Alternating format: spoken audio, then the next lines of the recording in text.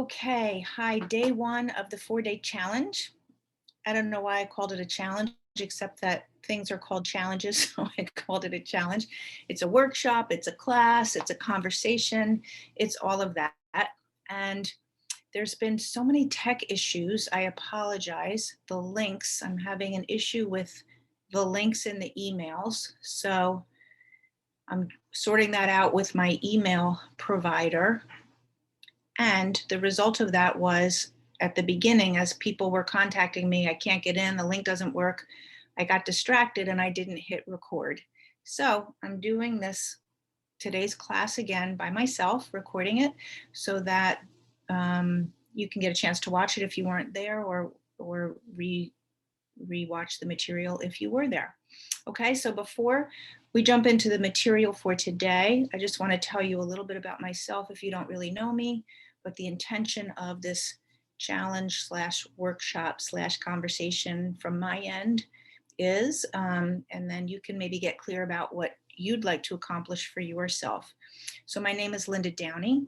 I am a functional health practitioner and a transformational coach. I have been in health and wellness for 37 years. And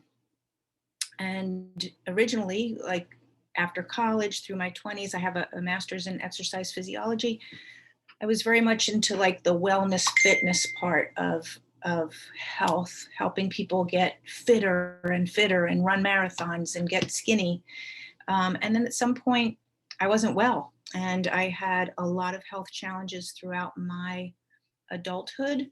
And I had 4 autoimmune diagnoses, thyroid issues, adrenal issues, some blood sugar issues, insulin resistance, estrogen dominance. I had all of the things.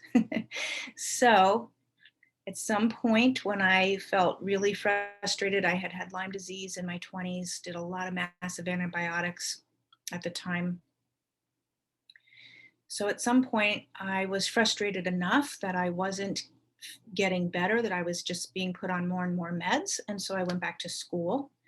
And I really went back to school for myself, just like I need to learn what I need to do better. And somewhat for my daughter who had health issues. And I thought maybe I can learn some things to help her.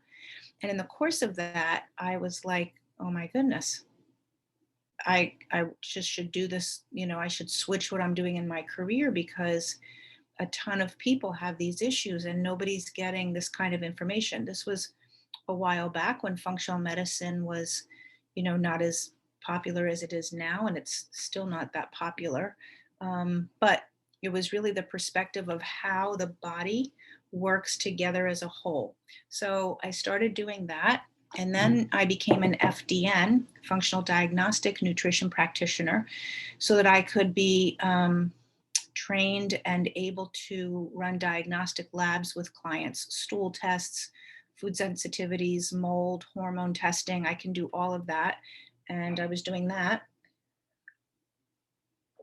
And what I saw, not only in my own life and my own health journey, but as I was working with women, was that this whole other piece of stress, emotions, the spiritual thinking, emotional piece, if that's not handled, then all of the diet cleanses, strategies for your physical body would not really stick, that they have to all be addressed. And there's a ton of people doing the cleanses and the detoxing, and I felt really compelled to learn more again, back to school. I'm like the perpetual student. Went back to school and learned a lot more about this other end of it. So whether you want to say trauma, stuck emotions, spiritual, all of that, mindset, that's the piece. And that's what I want to really go into this week with you. Because if you're doing all of the things for your diet and paleo and autoimmune elimination diets, that's great, but this part needs to be addressed. That's what I know for sure. It's just so we're all one thing. So you have to really look at all of it. So my intention for this week is to take each day and do one component of those things, when I work with a client, I put all of them together. So the functional health person in me works on the diet. So I do provide a diet. If you haven't done that before, haven't taken that on, that's available to you as part of my program. But there's that. Then the physiology of the nervous system and stress, the impact of stress, how that affects the nervous system, how that affects your immune system's ability to regulate itself, to protect you against viruses and bacteria and everything else, is determined by, the amount of stress and how you're responding to stress. Your spiritual alignment with who you are, your purpose in life, um, how you think of yourself, your relationship to the divine, however you want to think of it, that piece is actually what we're going to do tomorrow. Your mindset, the thoughts that you have, the frameworks that you look at your life through. We're going to talk about that on Wednesday. So I wanted to take each piece each day and go through it and give you at least one really good tool that you could use for yourself. Of course, at the end, I'm going to give you an opportunity to work with me on more if you want to do that. And there's a lot of ways to do that. So there's a lot of ways from, a big investment in your time and your energy and your resources to smaller ways. So we'll talk about all of those possibilities. And yeah, but either way, that you will get some great tools from spending the time this week and looking into each of these areas. You may have some background in some of this, and this may be this may be totally new for you. Okay, so we'll see. But let me share my screen with today's. This is the workbook from day one. Okay, so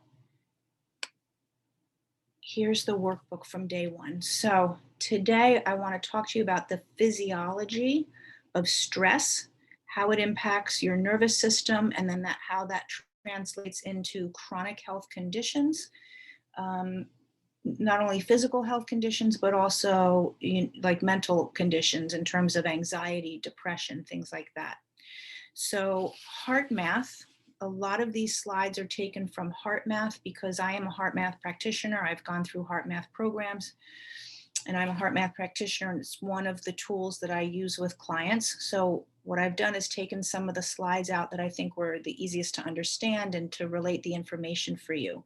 So that's what this is. Heart math is an institute in California that does a lot of research. For about at least 40 to 50 years, they've been doing research along with other major educational institutions in this country, universities and things like that. They work together and they do studies on people. They put electrodes on people and measure stress and measure other physiological components. And they really look at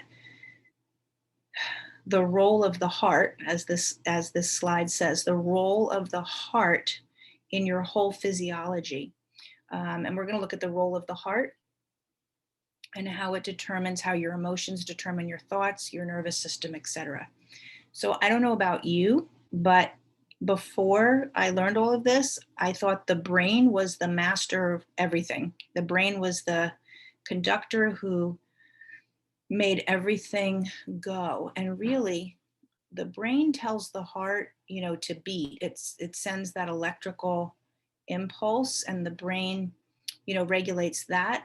But the heart tells the brain much more than the brain tells the heart. The heart really is the provider of so much information, which is just so interesting if you've never heard that before. And we don't hear about that in school. It's not taught in biology classes, but this is what the research for many years now is showing. So it's actually closer to 40 years now that they have been looking at the power of the heart. So the heart and the brain communicate and work together, and they regulate the emotional and the cognitive response. So you have feelings, you have emotions, like love or anger or upset or resentment or sadness, whatever the emotion is. And that emotion communicates to the heart, to the brain, and that will trigger a cognitive response. Okay. So the heartbeat is not just that electromechanical pulse, but it also is a language that is really a language that is communicating with the entire rest of your body and especially your brain. And so there's variations in how your heart beats, and there's that rhythmic pattern that you see when you see a heart rate trace. And so that is going to really affect how your heart rate is, the spacing between the beats, the frequency of the heartbeats, the height of the heartbeats, all of that is going to really affect how the rest of your body processes information. So as we look through that, so what I was saying is the heart and the brain communicate. The heart has, if you can see, I don't know if you can see the cursor or not, but the heart has its own nervous system just for the heart. So there's this whole innervation of the heart, and we call that the heart brain. And then the heart brain is working with the heart and then sending those neural signals back up to the brain. And when the brain gets those signals, so you have these emotions, that those go to the brain, and the brain then has thoughts based on those emotions. So it will perceive the environment in a particular way, and it will make decisions based on that in a particular way. And your ability to self-regulate and keep your heart and brain working in coherence is going to be critical for your health and for your life, not just health. But in the area of health, these are the conditions that the research has shown will actually benefit from heart rate variability training. So heart rate variability is the variation from going from a stress response to a relaxed response. Like, how able are you to move back and forth in and out of stress, or do you stay in stress? So that's your heart rate variability. Okay, so you want to have high variability because that means you are really good at switching from one state to another. If you have low heart rate variability, it means you're not good and you're kind of stuck in that stress response. So the medical conditions that respond are, these are the physical conditions, right? Cardiovascular issues, weight, chronic pain, issues with the digestive system, autoimmunity, traumatic brain injury, cancer, asthma, insomnia. So pretty much a lot there. And then your mental health. So if you have depression and anxiety, grief and loss, if you struggle with addiction, if you can't focus, all of these also will benefit from doing the self-regulation that I'm going to talk about, and I'm going to teach you today one tool. Heart Math teaches several. I'm going to teach you one that you can use to start to self-regulate and get your heart rate variability where you'd like it to be. Okay, so when we say heart rate variability, that's what this means right here, HRV. We're looking at a coherent, meaning a very regular pattern, and an incoherent pattern. And what's so interesting about this is the pattern is determined by the emotions you're feeling. So if you're stuck in, these emotions, or anger or fear, frustration, anxiety, worry, the heart is all over the place. When you can get yourself to a place where your emotions are more, I don't like using positive and negative because they're all human emotions and there's an appropriate time to have all of them. You just don't want to overstay your welcome in these. But if you're in these motions, I'm going to say higher frequency emotions. We're going to talk more about that tomorrow. So appreciation, love, and care, you can see that the heart rate is really coherent. It's very well spaced. The highs and the lows are pretty standard, and the space, the amount of time between them is the same. And then if you look, when somebody is incoherent, it impairs their brain function. They don't think well, they can't problem solve. They don't do well with relating to others, all of that, compared to when somebody is in this coherent state. What I think is so interesting about this is when I first learned about it, so I got, actually, let me show you. So this is something from Heart Math called Inner Balance. And you can get one. My clients have one when we start to work together. This clips to your ear, either ear, doesn't matter, plugs into your phone, okay? And then there's an app. I'm not going to show you the app because it's just going to be a glare. I've tried it before. It's just going to be a glare. But it's an app that you bring up, and then your heart rate will come up, and you get different information on the app. But you'll actually see just what you see here. You'll see your pattern. And so what was so interesting to me when I first got this was I was having a regular day. I, put this on, and I wasn't feeling particularly upset. I wasn't having a bad day, none of that. And I put the Inner Balance on, and my heart rate was very incoherent, which was shocking to me because I was like, I'm not feeling angry right now. I'm not stressed. I didn't just go for a run or anything. I'm fine. But what happened to me is what happens to pretty much everybody, which is we get stuck. Our nervous system gets stuck. Even if we haven't been upset, our body didn't get the message. So when you have chronic stress, when you've been in fight or flight, especially when that started when you were very young and you just got used to dealing with it, it just feels normal for you. And you're not, it doesn't feel like you're stressed, but your nervous system is doing what this is doing here on the left. Okay. It's very incoherent and all over the place. And so, what's great about that app is you can actually see your heart rate change as you practice the different tools. And I'm going to show you one of the tools today. So, our goal is that we transform the stress and learn to become self regulatory. And this is not a tool. We should be teaching this in schools everywhere, in my opinion. We should be teaching how to balance a checkbook, how to budget your money, how to cook a good meal, and how to manage your stress. If we just taught people those things, life would be very different, in my opinion. But we're not taught these skills. So therefore, we're just, thrown into a world that's very stressful, and we don't know how to, first of all, relate to that stress in a way that's helpful, or release the stress, or come out of the stress. So we want to learn how to transform the stress and become self-regulatory, because the stress will affect every part of us. It affects our emotions. Our emotions affect our thoughts, but then we start having those same circling thoughts, which keep us in those emotions. It becomes a cycle, and it's very difficult to get out of because the hardware, our neurological hardware, becomes fixed. And that's where we stay. We overstay our welcome in fight or flight. We overstay our welcome in anger. We overstay our welcome in fear. So it's not the situation that's the problem. It's how we respond to it, how we handle it. Okay, that's what the problem is, not the situation, especially situations that happened 40 years ago. People are still triggered from things that happened 40 years ago. And it's not the thing anymore. That's long gone.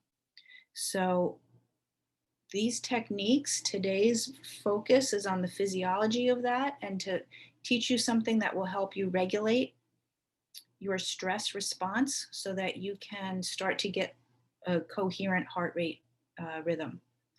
So one thing to notice is that drama really amplifies your energy drains. So when I say energy drains,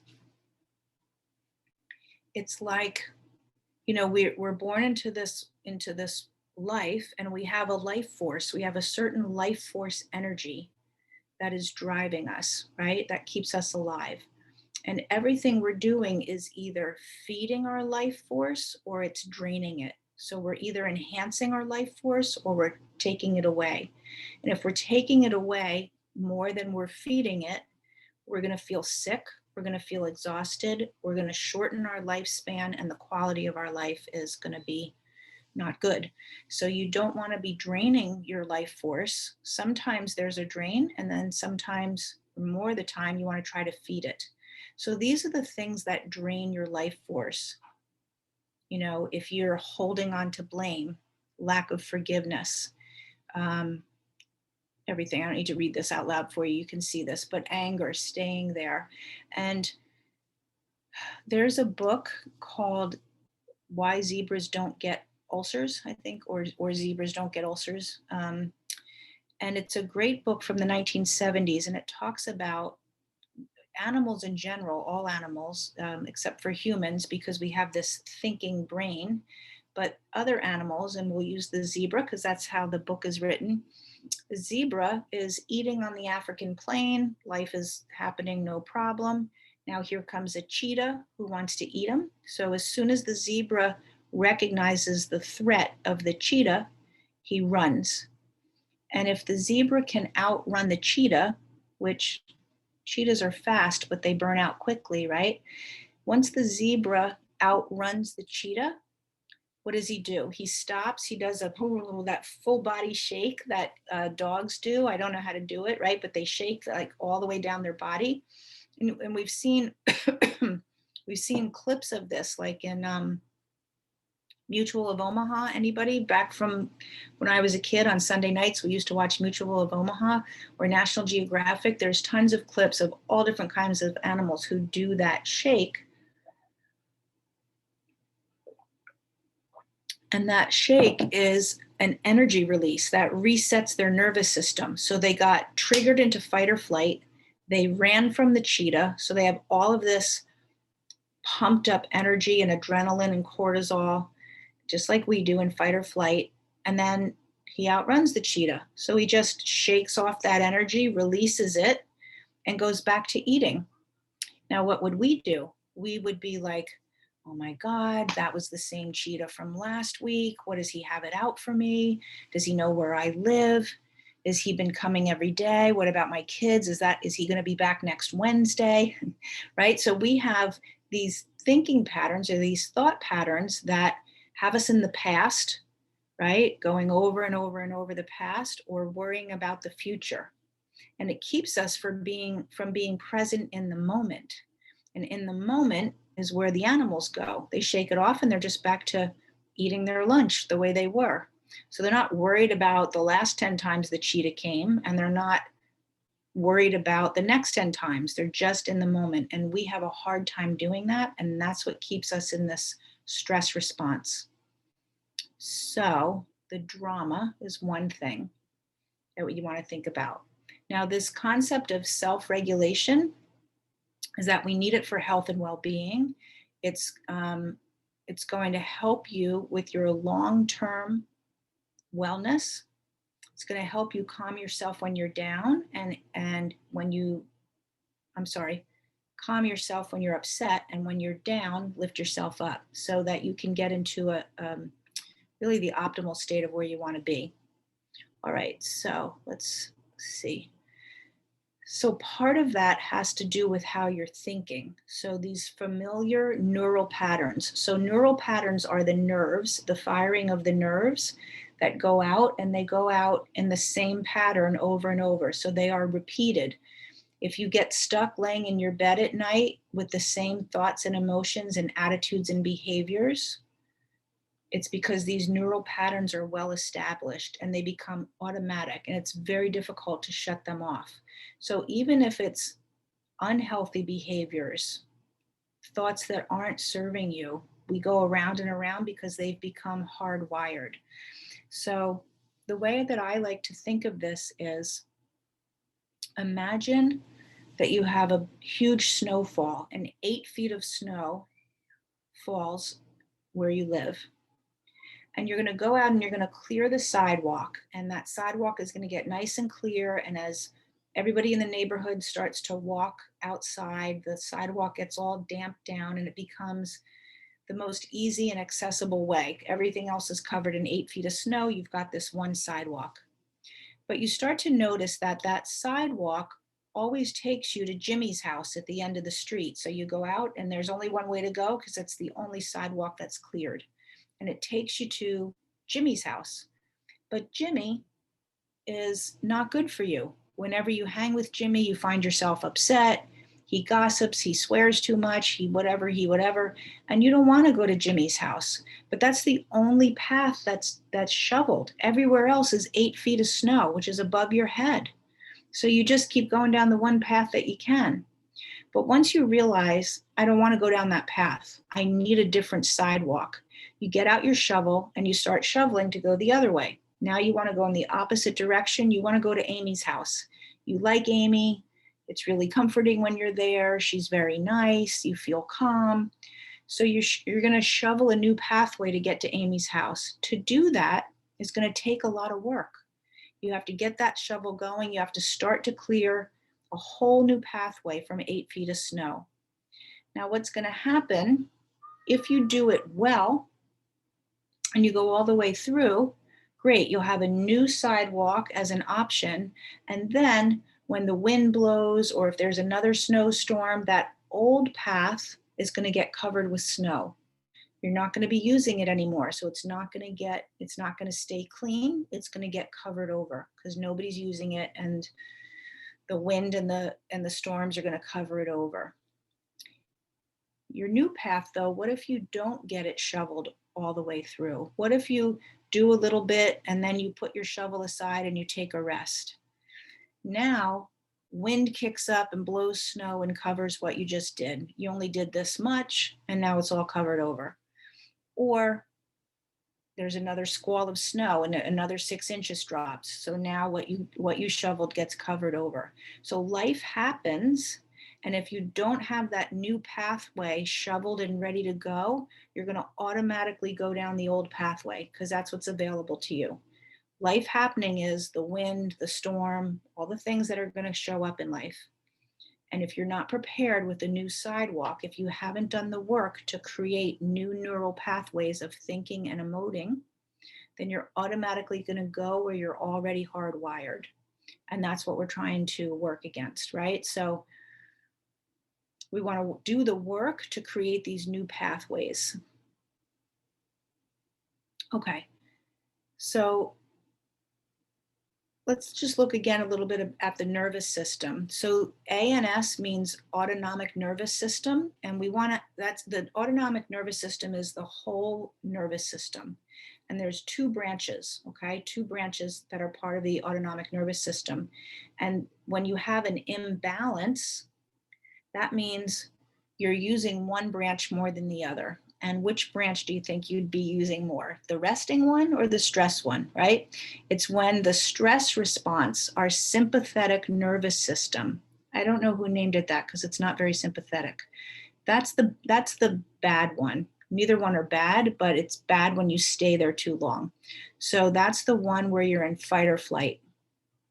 Okay, so the sympathetic nervous system is when you're under stress. The parasympathetic nervous system is when you're relaxing. So that's when you're in rest and digest. When you are relaxed, your immune system can do its job. It'll go through your body and it will find cancer cells and get rid of them. It will bring down inflammation. It will fight viruses and bacteria. Your digestive system will break down your food and your body will absorb it, and you'll sleep well, and you'll be creative and problem solve, and you'll relate to your people in your life well when you're in this parasympathetic state. But we're rarely there. Mostly we're in the stress state. And, some people, maybe try to like every day do 20 minutes of some yoga or breathing or meditation. And, for 20 minutes, they try to undo all of the sympathetic stress response from the day. So what we want to do is lower that arousal, like make it so that you don't get into the sympathetic side of your nervous system so easily, so quickly, and that you don't stay there. When you're balanced, when you have good energy management, you stop having your energy be drained by those emotions that work against you. You're able to recharge your batteries. The immune system can work better. The digestive system can work better. Hormones are balanced. You have learned how to self-regulate, and now your body is resilient and you can overcome chronic issues. All right, so that's how the emotions relate. This slide is depletion to renewal plan. So this is like a graph. On the left side, the person is depleted. On the right side, the person is renewed. Okay. Now, on the left side, the primary hormone that is being produced is cortisol. Cortisol is not bad. Cortisol is just a hormone that allows you to get into action and to take action. If we didn't have cortisol, we would basically just lay there. Cortisol like gives you the energy. The problem is when you stay with the cortisol triggered too long, you overstay your welcome.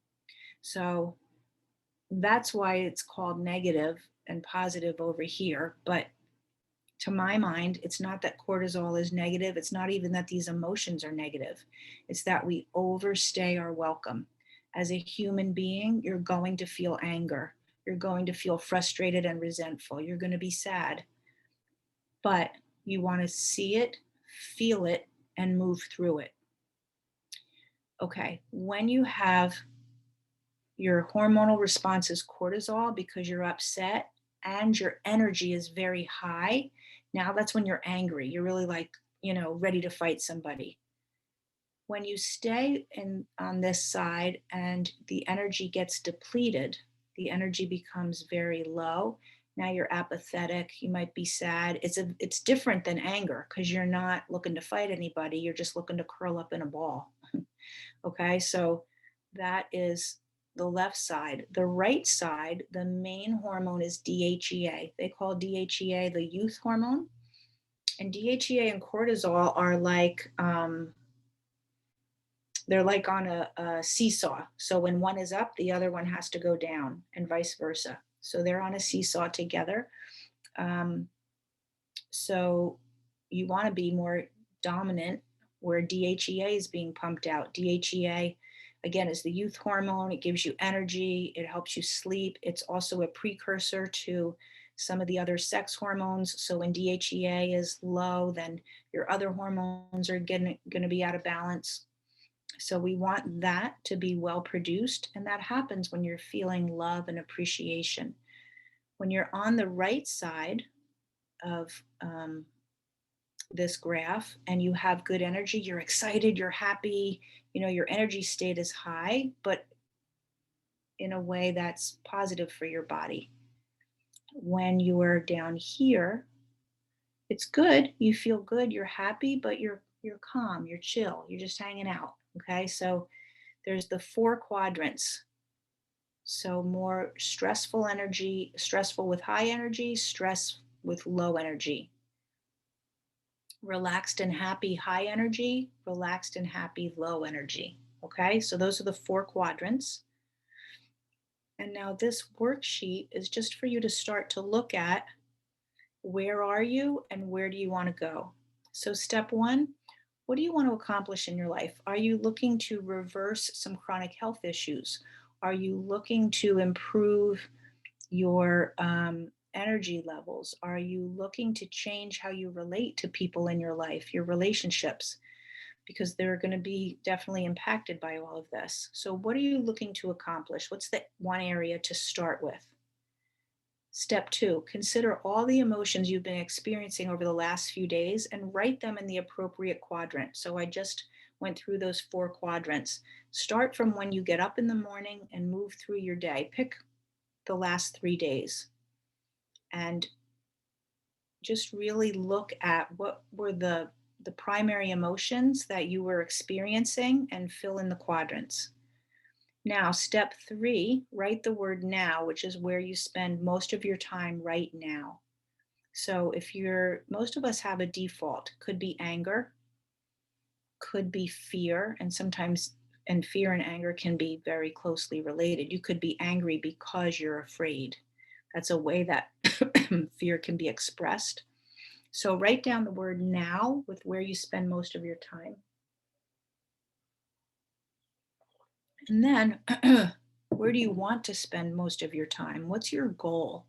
What are the emotions you would like to stay in? Okay.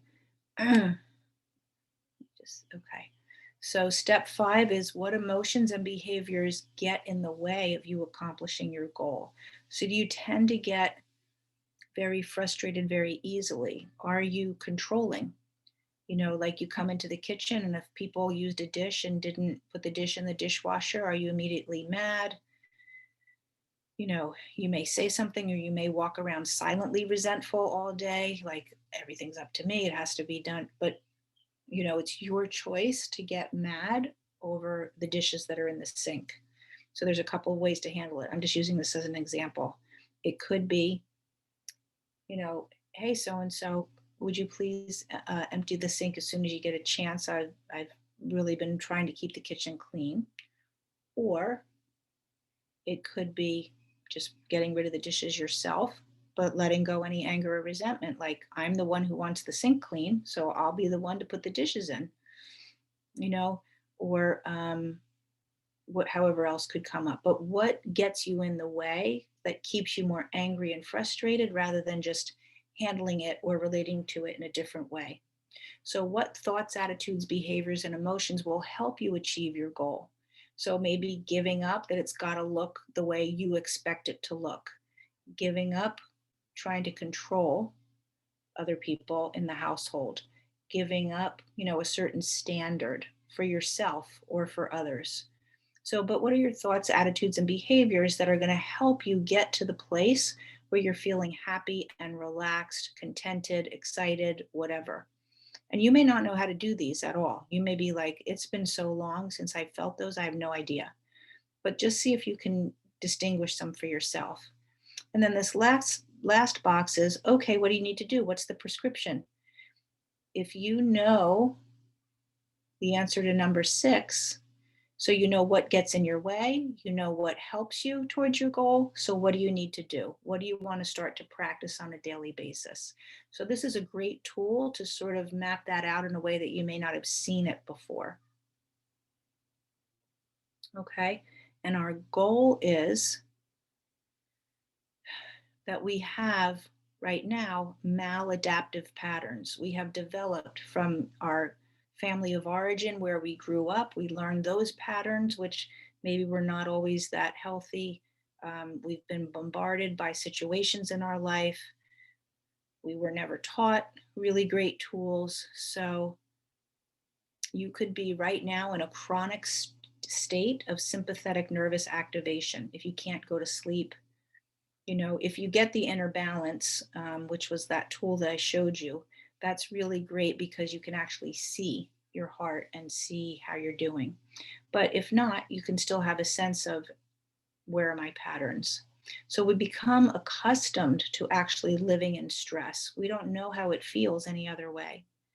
And we want to create a new normal. So we want to have we want to train our nervous system to get that heart into coherence, to have the heart and brain coherent with each other, to conserve energy and feed our life force energy as opposed to drain it, and to just learn the self-regulatory skills to reset the old patterns, right? To shovel out that new sidewalk instead of keep going down the old familiar one. So, what are we going to do to practice this? We're going to do heart rate breathing. I'm just going to show you what it is, and you can practice it by yourself. Heart Math says if you just start with 1 to 3 minutes a day, even once a day or a few times a day, but just start in the morning, maybe once or twice in the middle of the day, 3 minutes, even 1 minute, and again in the evening to practice. Again, I'm going to show you one of their techniques. Then you can start to retrain your nervous system and learn self-regulation. So the technique is going to be heart focused breathing. So heart focused is that you're going to focus in on your heart because we want that heart brain connection and we want the heart to be in charge of the emotions. So you're going to focus by putting your hands here. because just like your ankle bone or your elbow, if you're not touching it, you don't even notice it. It's just this part of your body, right? But as soon as you touch it, now your attention is there. So touch your chest so your brain attention goes to your heart.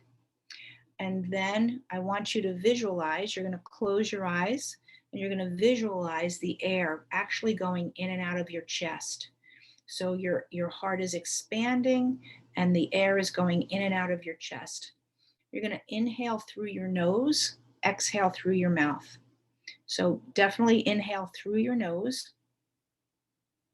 You can close your eyes, and I want you to start to think about something that feels good. You just want to try to focus on something that makes you happy and focus on your heart. So as you inhale, we're going to inhale for 5, exhale for 5, which makes it very easy. 5 and 5 is 10. So one round is 10, which means 6 rounds is a minute. So that makes it easy. 5 and 5, do it 6 times for a minute, and that would be the minimum. Okay, so I'm just going to walk you today in class. We actually did 2 minutes, but I'm going to walk you through 1 minute. So that's 6 breaths. You can close your eyes. I want you to focus on your heart, expanding and opening your heart with each breath. Okay, so you're going to close your eyes, inhale through your nose for 5, 4, 3, 2, 1. And then exhale out your mouth, fully and completely feeling your body relaxed, and settle into the chair. Good. And again, deep breath in, fill your lungs, see it coming in through your heart. And then exhale, feeling all the tension leave your body. See it going out of your chest, blowing out any dark air, dark energy. Number 3, deep breath in. And sinking into the chair, feeling every muscle relax. Number 4, through your nose in. And exhale completely, letting out any energy. See it leave through your heart. And again, deep breath in. Fill it through your chest, and then exhale completely out.